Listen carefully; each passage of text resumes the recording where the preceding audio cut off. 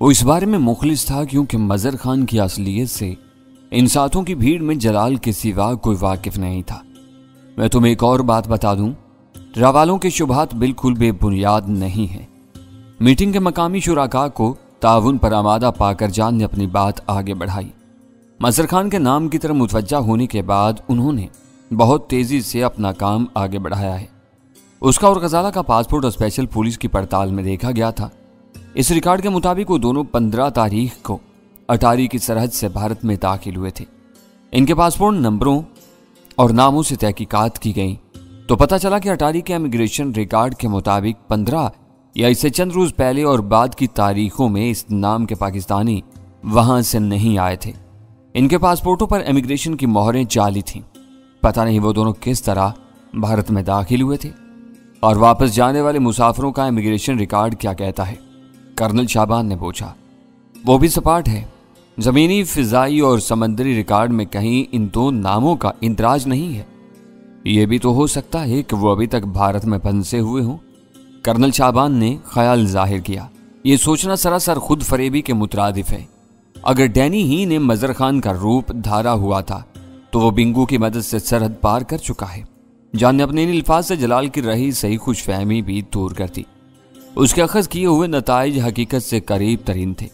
جلال کا اندازہ تھا کہ جان کو دہلی میں ذرا سا بھی سہارا مل گیا تو وہ وہاں تھوڑا سا وقت گزارنے کے بعد بالکل صحیح نتائج اخذ کرنے میں کامیاب ہو جائے گا اور میری تلاش کی امریکی مہم میں یک بے انتہا تیزی پیدا ہو جائے گی۔ ہم اپنی سرحدوں میں آنکھیں کھلی رکھیں گے۔ تم بھارت میں دیکھ لو، ہو سکتا ہے کہ جلدی کوئی راہ نکل آئے۔ آئی جی نے جان کی آمد کے بعد پہلی مرتبہ زبان کھولی، کیونکہ ان تمام پس پردہ واقعات کے بارے میں اس کی معلومات سب سے زیادہ ناقص تھیں۔ مجھے اندازہ ہے کہ ماضی میں ہمارے درمیان کافی تلخیاں رہی ہیں، جان نے اپنا بریف کیس سمیٹتے ہوئے کہا۔ اس میں کمی لانے کی کوئی مخلصانہ کوشش نہیں کی گئی، مگر میں اس عزم کے ساتھ یہاں آیا ہوں کہ پاکستان اور پاکستانیوں کے تعاون سے ہم جلد از جلد ڈینی کا فتنہ ہمیشہ کے لیے ختم کر دیں گے۔ برابری اور احترام کی فضا میں ہم اپنے کام کو بہتر انداز میں آگے بڑھا سکیں گے۔ کرنل شعبان نے خوبصورت الفاظ میں اسے پیغام دیا کہ وہ بالادستی اور برتری کا خمار اپنے ذہن سے جھٹک دے تو اسے کسی نہ کسی حد تک قبول کیا جا سکتا تھا۔ یہاں میری ٹیم صرف لے تک محدود ہے، تم کو ہم دونوں سے کوئی شکایت نہیں ہوگی، جان نے مفہمانہ لہجے میں یقین دلایا۔ اب تم بھارت کب جا رہے ہو؟ کرنل غفور نے گویا اجلاس کے اختتام کا اعلان کرتے ہوئے کہا۔ جلد از جلد، جان نے اپنی کرسی چھوڑ دی۔ مجھے کمپیوٹر پر لینگلے سے کچھ مشورے کرنے ہیں۔ میں چارٹرڈ پرواز سے آیا ہوں، جس وقت بھی فرصت مل گئی دہلی کے لیے نکل جاؤں گا۔ اس میٹنگ کے بعد دہلی میری اگلی منزل ہے۔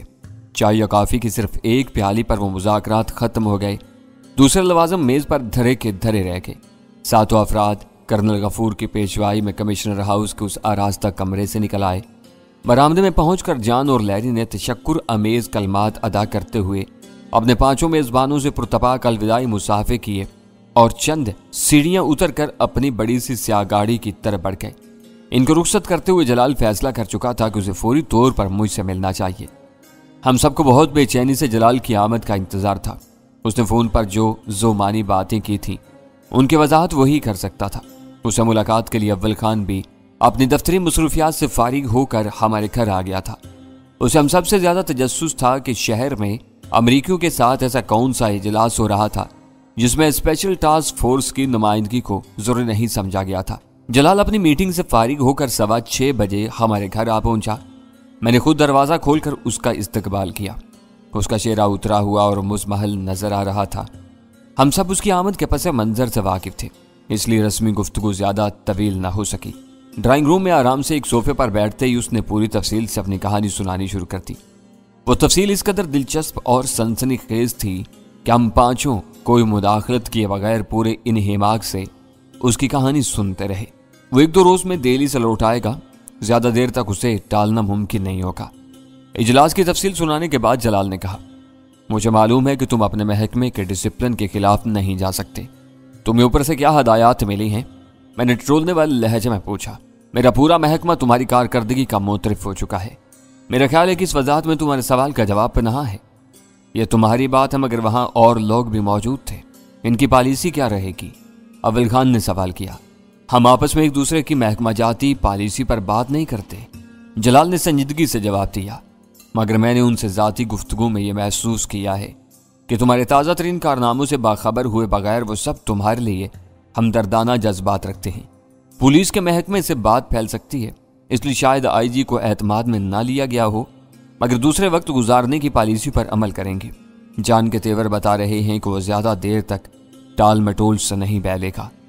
اسلام آباد کے باخبر حلقوں میں یہ خبر گشت کرنے لگی ہے کہ عراق کا کچھ اہم ترین ریکارڈ پاکستان کے ہاتھ لگ چکا ہے۔ اول خان نے اسے بتایا، میں جانتا ہوں ایسی بڑی خبریں زیادہ دیر تک چھپی نہیں رہتی، ہمارے جوابی اقدامات سے بہت کچھ ظاہر ہو جائے گا۔ ہو سکتا ہے کہ آنے والے چند روز میں گرین کوبرا فائل کا نام بھی باہر نکل جائے۔ امریکی ان باتوں سے بے خبر نہیں رہیں گے۔ تم نے بہت اہم نقطے کی طرف توجہ دلائی ہے۔ سب سے پہلے ہمیں اس مسئلے کا توڑ سوچنا ہوگا۔ اگر ہم ڈینی سے اپنی لا تعلقی ظاہر کرتے ہیں تو پھر اس بات کا کیا جواز ہوگا کہ را کے پاکستانی ونگ کا مسروقہ ریکارڈ ہمارے قبضے میں آ گیا اور ہم نے اس پر کام بھی شروع کر دیا۔ اول خان نے کہا، ہر دور میں فری لانس سیکرٹ ایجنٹ پائے جاتے ہیں۔ ویرا نے گفتگو میں حصہ لیتے ہوئے کہا، یہ کہا جا سکتا ہے کہ گرین کوبرا ایسے کسی ذریعے سے خریدی گئی ہے۔ بھارتی جانتے ہیں کہ وہ فائل نریش کے دفتر میں محفوظ تھی۔ جو آتش زدگی کا شکار ہو گیا وہاں سے وہ فائل ڈینی ہی نکال سکتا تھا۔ میں نے اول خان کی بات کاٹ دی۔ میرا خیال ہے کہ ہم اس مسئلے پر بلا وجہ اپنا سر کھپا رہے ہیں۔ ویرا کی تجویز بہت معقول ہے۔ اپنے تحفظ کی وجہ سے فری لانسر عام طور پر سامنے نہیں آتے، پرنہ وہ مار دیے جاتے ہیں۔ مسروقہ ریکارڈ اور معلومات کا سودا بیچ کے آدمی کرتے ہیں۔ بہتر یہ ہوگا کہ دوسری ایجنسیوں کو بھی اس بارے میں بریف کر دیا جائے تاکہ امریکیوں کو ہر طرف سے ایک ہی کہانی سننے کو ملے۔ اگر تم ویرا کی اس تجویز کی حمایت کر رہے ہو تو مجھے اس پر کوئی اعتراض نہیں۔ جلال نے خلوص سے جواب دیا، اس معاملے میں کوئی گڑبڑ ہوئی تو سارے اثرات تمہاری ذات پر پڑیں گے۔ میرے لیے تمہاری رائے سب سے مقدم ہے۔ میں نے دیکھا کہ جلال کی شفاف نظروں میں ویرا کے لیے کوئی جھکاؤ نہیں تھا۔ وہ بہت اعتماد اور بے باکی سے ویرا کی آنکھوں میں آنکھیں ڈال کر بات کر رہا تھا۔ اپنی ذات میں جلال کی عامیانہ دلچسپی کے بارے میں ویرا نے جو کچھ کہا تھا وہ اس کے اپنے ذہن کی اختراع یا پھر مخمور دماغی کا نتیجہ تھا۔ وہ اپنے وقار یا منصب کے منافی کوئی حرکت کرنے والوں میں سے نہیں تھا۔ یہ طے کر لو، دوسری طرف جان کو دہلی میں راہ سے ہٹانے کی کوشش بھی کی جا سکتی ہے۔ میں نے مانی خیز لہجے میں کہا، نہیں، میرے آدمی ایسے کسی کام میں ملوث نہیں ہو سکتے۔ جلال نے میرے اندازے کے مطابق انکار کر دیا۔ عبداللہ ویسے ہی بھارتیوں کے عتاب میں آیا ہوا ہے۔ پرویز اور عابد اس کے مستقبل کے بارے میں بہت پریشان ہیں، اس پر بےایمانہ تشدد ہو رہا ہے۔ عبداللہ کے بارے میں وہ خبر سن کر میرا دل بھاری ہو گیا۔ بھارت کی سرزمین پر وہ تینوں بہرحال اجنبی تھے۔ انہوں نے وہاں قیام کے دوران میں اپنے جو رابطے استوار کیے تھے وہ زیادہ پرانے نہیں تھے۔ جب تک حالات ٹھیک چل رہے تھے ان کے بحروب برقرار تھے، لیکن قانون کے شکنجے میں آنے کے بعد جب عبداللہ کے ماضی کو کھنگالا گیا ہوگا تو وہ یہ بتانے سے قاصر رہا ہوگا کہ بھارت میں 3 برس سے پہلے اس کا کیا ماضی تھا اور وہ کہاں سے آیا تھا۔ وہ دہلی میں موجود آئی بی کے ہر ایجنٹ کی زندگی کا سب سے کمزور گوشہ تھا۔ ایک بار بازپرس کی چکی کا ایندھن بننے کے بعد ایسے ٹیڑھے سوالوں سے نجات ناممکن تھی۔ بھارتی ایک سوراخ سے 2 بار نہیں ڈسے جا سکیں گے۔ اول خان نے جلال کا ساتھ دیتے ہوئے کہا، اپنے ملک میں جان اسمتھ کے دیدہ دلیرانہ قتل کے بعد بھارتی مزید حماقت نہیں کریں گے۔ وہ دوسرے جان اور لیری کے لیے حفاظت کا خاطر خواہ بندوبست کریں گے۔ میں نے دل میں فیصلہ کر لیا کہ جان کو میں خود دیکھوں گا۔ اسے تمہارے بارے میں مطلوب قوائف تو نہیں دیے جا سکتے، لیکن کچھ دنوں تک بہلائے رکھنے کے لیے کچھ نہ کچھ بتانا ہوگا۔ وہ بہت چالاک اور مکار آدمی ہے۔ ہو سکتا ہے کہ ان معمولی باتوں ہی سے کوئی بڑا فائدہ اٹھا لے۔ جب تک وہ یہاں رہتا ہے تم کو بہت محتاط بلکہ زیر زمین رہنا چاہیے۔ اگر یہ تمہاری ہدایت ہے تو میں اسے مان لوں گا۔ مشورہ ہے تو میں شکریہ کے ساتھ یہ بتانا چاہوں گا کہ میں وقت اور حالات کے تحت اپنے فیصلے کروں گا اور تم کو جوابی مشورے دوں گا کہ اس دوران میں تم مجھ سے دور رہو۔ میں بھی تمہاری آئی بی سے الگ تھلگ رہوں گا۔ تم نے راہ سے جو کاغذات اڑائے تھے ان کے سرسری مطالعے سے پہلے یہ بات سامنے آئی ہے کہ پڑوسی ملکوں کی سیاسی قیادت کو زیر کرنے کے لیے رات تیزی کے ساتھ اس علاقے میں CIA کے ساتھ تعاون بڑھائے گی اور 2 طرفہ مفادات کے اہداف کی نشاندہی کرے گی، جس میں سخت گیر سیاسی لیڈروں کا قتل بھی شامل ہے۔ میں گرین کوبرا فائل اور اس کے ساتھ آئے ہوئے دوسرے کاغذوں کو بھولا ہوا تھا۔ جلال نے ان کا ذکر چھیڑا تو مجھے نیپال یاد آ گیا۔ ان کاغذوں میں نیپال کے بارے میں بھی کافی مواد تھا۔ پہرا کیا کرنا چاہ رہی ہے وہ ایک افسوسناک باب ہے۔ نیپال میں بی بکرم شاہ برندرا کی مضبوط حکومت کو راوالے انتہائی غیر دوستانہ سمجھتے ہیں۔ انہوں نے کھٹمنڈو کے شاہی محل میں خونی انقلاب لانے کے لیے محل کی حفاظتی فوج میں اپنے کافی آدمی شامل کر دیے ہیں۔ وہاں سے کسی بھی وقت کوئی بری خبر آ سکتی ہے۔ سب سے پہلے شاہ کو گولیوں کا نشانہ بنایا جائے گا۔ طاقت اور سازشوں کے بل پر کسی پڑوسی ملک کی حکومت کو اس طرح گرانا کیا بربریت نہیں ہے؟ اول خان نے غصے سے پیچو تاب کھاتے ہوئے سوال کیا۔ بربریت اور کھلی جارحیت ہے، ویرا نے اس کی تائید کی۔ امریکی ایجنسیاں اس سازش سے بے خبر نہیں ہوں گی، مگر انہوں نے زبان اور آنکھیں بند کر لی ہیں۔ یہ سب اپنی جگہ بہت اہم ہے۔ ہم نے اپنا پیغام شاہ تک پہنچانے کی کوشش کی ہے، مگر ناکام رہے ہیں۔ شاہ کو جان کا خوف دلا کر بھارت کے ہمدردوں نے اپنے ایسے مضبوط حصار میں لے لیا ہے کہ ہمارا پیغام درمیان میں روک لیا گیا۔ شاہ کے فرشتوں کو بھی علم نہیں کہ اس کے گرد منڈلاتے ہوئے لوگ کیا گل کھلا رہے ہیں۔ ایسے نازک وقت پر کوئی ایلچی ہی وہ حصار توڑ کر شاہ کو ہوشیار کر سکتا ہے، اول خان نے کہا۔ یہ کوشش جاری ہے، مگر ڈر ہے کہ مفاد پرست ٹولہ ایسی درخواست بالا ہی بالا رد کر دے گا۔ جلال نے اپنا خدشہ ظاہر کیا۔ عجیب بے بسی ہے، میں نے مایوسی سے کہا۔ سب کچھ جانتے بوجھتے ہوئے بھی ہم کچھ کرنے کے قابل نہیں ہیں۔ وہ دور کی بات ہے، تم اپنا معاملہ دیکھ لو۔ بھارتیوں نے امریکیوں کے ساتھ مل کر تم کو ایسا بھیانک مجرم بنا دیا ہے کہ ہم تمہاری حمایت میں زبان بھی نہیں کھول سکتے، ورنہ ہم پر عالمی دہشت گردی کی پشت پناہی کا الزام عائد کر دیں گے۔ بھارت اتنی بڑی طاقت نہیں ہے، امریکہ اسے اپنے مذموم عزائم کے لیے پال پوس رہا ہے۔ ویرا نے سگریٹ کا دھواں فضا میں بکھیرتے ہوئے کہا۔ وہ اس کی ہر جائز اور ناجائز روش پر مکمل چشم پوشی سے کام لیتا ہے۔ تمہاری یہ باتیں مایوسانہ سوچ کی چغلی کھا رہی ہیں، میں نے ویرا سے کہا۔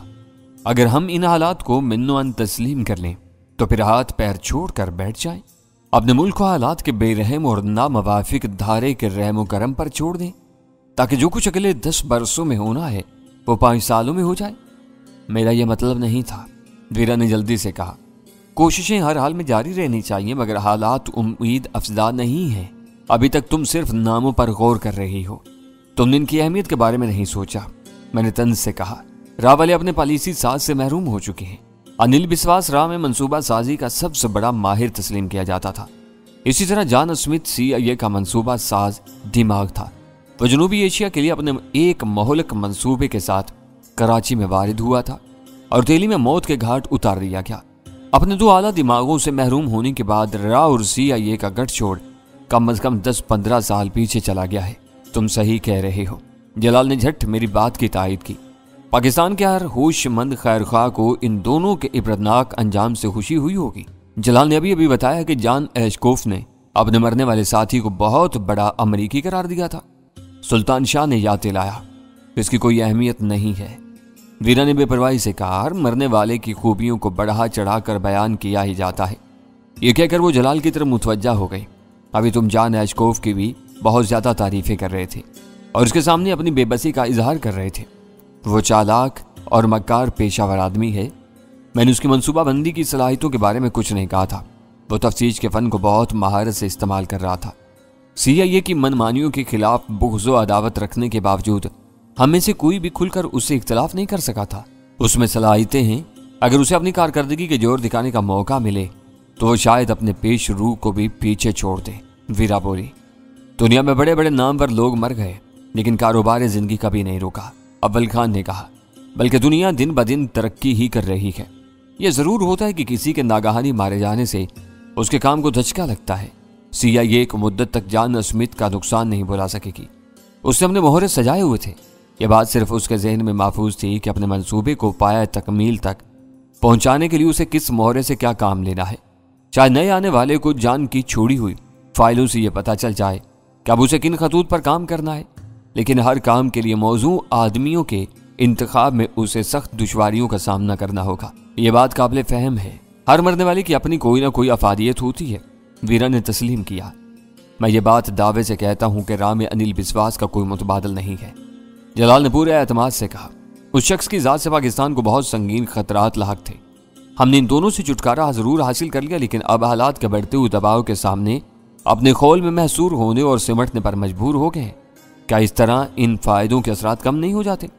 میرا خیال ہے تم اس وقت بحث برائے بحث کر رہی ہو، ورنہ یہ بات تمہیں بھی معلوم ہوگی کہ بڑی کامیابیوں کے بعد تعطل کے ایسے وقفے ضرور آتے ہیں۔ جلال بولا۔ ویرا اپنی بے ساختہ ہنسی کو نہ روک سکی۔ میں واقعی تم لوگوں کو ٹٹول رہی تھی۔ مجھے اندازہ ہے کہ بھارت کی سرزمین پر حاصل ہونے والی کامیابیاں بے مثال تھیں۔ کسی کی کوئی بھی کوشش ان کامیابیوں کی اہمیت کم نہیں کر سکتی۔ یہ سوال اپنی جگہ برقرار ہے کہ اب کیا کیا جائے۔ सुल्तान शाह ने लुकमा दिया। ये तीनों भारत में बहुत मेहनत करके आए हैं। दूसरी तरफ जान नए अज़्म के साथ मैदान में उतर चुका है। मेरा यह मशवरा अपनी जगह बरकरार है कि तुम लोगों को अपनी सरगर्मियां मुअत्तल करके कुछ दिनों के लिए ज़ेर ज़मीन चला जाना चाहिए ताकि कुछ आराम कर सको। जलाल ने अपनी बात फिर दोहराई। मैंने जलाल के मशवरे के आदा पर कोई तबसरा नहीं किया। मैं अपने जहन में नई राह अमल मुरतब करने की कोशिश कर रहा था। जलाल को कराची में कुछ और काम दरपेश थे। सबसे पहले उसे अपने चीफ को इजलास के बारे में ब्रीफ करना था।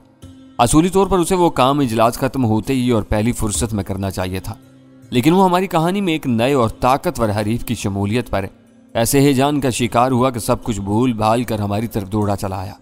इसकी कराची आमद हंगामी तौर पर हुई थी क्योंकि इसका पहले से कोई प्रोग्राम तय नहीं था। वो सोच रहा था कि वो कराची आ ही गया है तो लगे हाथों सदफ मेंशन के बाज़ मामलात भी निपटा ले। इन मसरूफियात के पेश नज़र उसके पास वक्त बहुत कम था। हम सब के मुश्तरका इसरार के बावजूद वो खाने के लिए रुकने पर आमादा नहीं हुआ और उजज़ में हमसे रुखसत हो गया। जलाल ने हमें कोई अच्छी खबर नहीं सुनाई। उसके चले जाने के बाद वीरा ने मुंह लटका कर कहा, नए जान की आमद की खबर ने दिल्ली में हासिल होने वाली कामयाबियों का खुमार किरकिरा कर दिया है। पता नहीं अब आने वाले दिनों में क्या होने वाला है। दिन चढ़ेंगे तो सब खुद ब खुद सामने आ जाएगा। मैंने बेपरवाही से कहा, तुम पाकिस्तान लौट आई हो, तुम्हें अपनी आज़ादी का मजाक किरकिरा करने की कोई ज़रूरत नहीं। अपनी बुरी आदतों के मुताबिक ऐश करो और बेफिक्र हो। जो होगा उसे देखने वाले बहुत हैं। वीरा ने तिरछी नज़रों से मेरी तरफ देखा और धीरे से बोली, सूरज डूब रहा है, दिल में उमंगें जवान हो रही हैं। मुझे मालूम है कि अब तुम मौलवी हो चुके हो। मैं तुम्हें पीले पिलाने पर इसरार नहीं करूंगी, लेकिन मेरे साथ तो बैठोगे ना। मैं मैनोशी में जहांगीर जैसे गधे के साथ भी बैठ जाता था और महज सिगरेटें फूंक कर उसके जन्नाती गिलासों की तादाद गिनता रहता था। ज़हनी तौर पर वीरा इससे कहीं बेहतर थी। मैंने हंसते हुए वादा कर लिया कि अव्वल खान से मुज़ाकरात से फारिग होने के बाद मैं उसके साथ कुछ वक्त गुजारूंगा। सूरज के डूबने और उमंगों के जागने के बारे में वीरा ने गलत बयानी से काम नहीं लिया था।